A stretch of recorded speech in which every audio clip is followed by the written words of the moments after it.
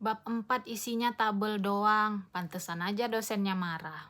Isinya berantakan, mana depan mana belakang, kurang jelas. Tidak dipaparkan sama sekali pendapat penulis di situ. Copy paste dan mencaplok hasil karya orang lain lalu dipindahkan seenaknya ke bab 4. Atau ya, sudah capek-capek melakukan penelitian ke lapangan, tapi tidak pandai memasukkan hasil penelitian itu ke dalam skripsi. Assalamualaikum warahmatullahi wabarakatuh. Kembali lagi di channel Mifah Rizkia bersama saya, Mifah Rizkia MHI, dosen STAI Tapak Tuan.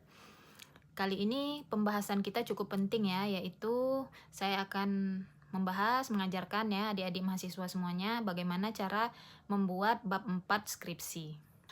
Oke ya, yang akan saya jelaskan ini adalah cara menuliskan bab 4 skripsi khususnya untuk jurusan hukum dan hukum syariah. Tapi mungkin juga mahasiswa jurusan lain bisa juga mendengarkan penjelasan ini untuk menambahkan khazanah keilmuan dan wawasan serta sudut pandang. Oke, di sini saya sudah menyiapkan skripsi ya, supaya ada visualisasi, supaya lebih jelas ya, bagaimana sebenarnya isi dari bab 4 skripsi itu. Jadi isi bab 4 itu apa? Isi bab 4 adalah apa yang ada di lapangan, hasil dari penelitian, itulah yang dimasukkan ke dalam skripsi. Jadi bab 4 skripsi itu adalah hasil penelitian. Di bab 4 itu ya, bab 4 skripsi itu kan adalah hasil penelitian ya. Jadi hasil penelitiannya dipindah ke skripsi. Ya, itu yang A ya. Bab 4 bagian A ya. Itu hasil penelitian. Biasanya kampus itu ya di A itu adalah lokasi penelitian atau profil lokasi penelitian.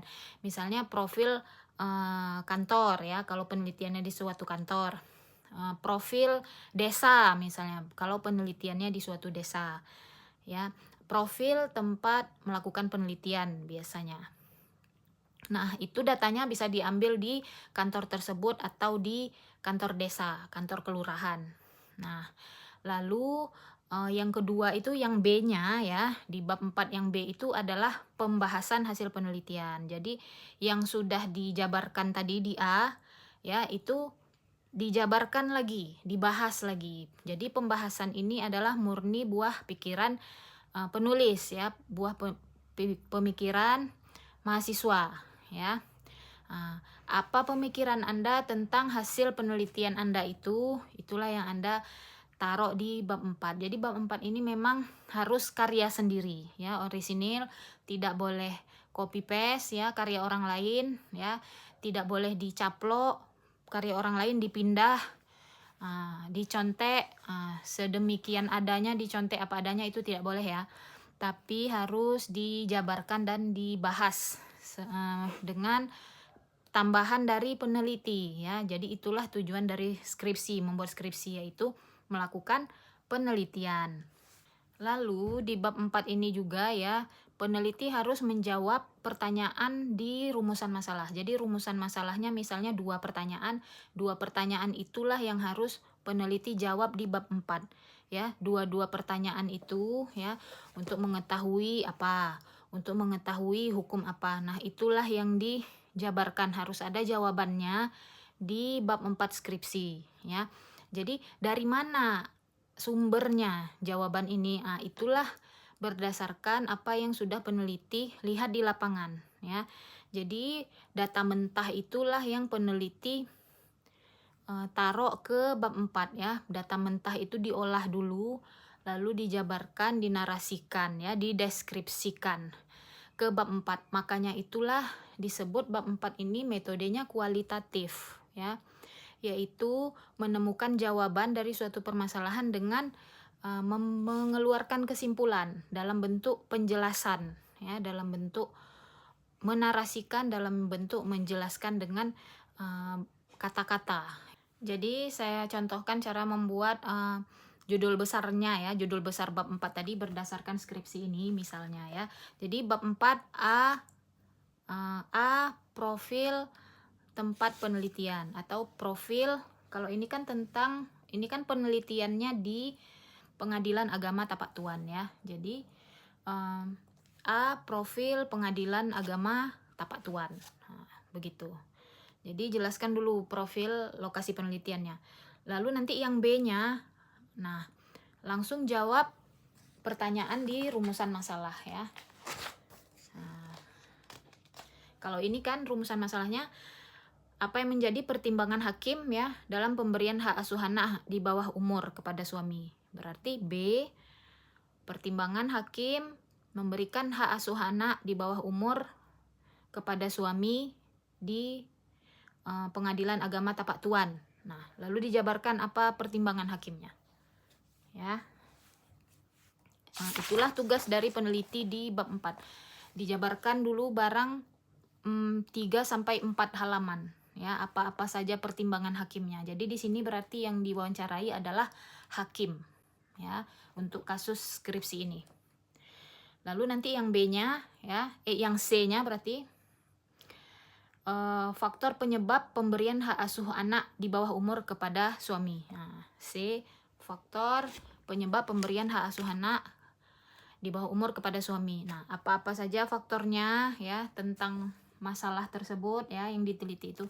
Nah, disitulah peneliti jelaskan di dalam bab 4-nya apa-apa saja faktor yang menyebabkan anak ini diasuh oleh ayahnya ya, apa pertimbangan hakimnya. Nah, dijelaskan di situ. Maka tidak boleh ya peneliti itu lain ditanya lain dijawab ya.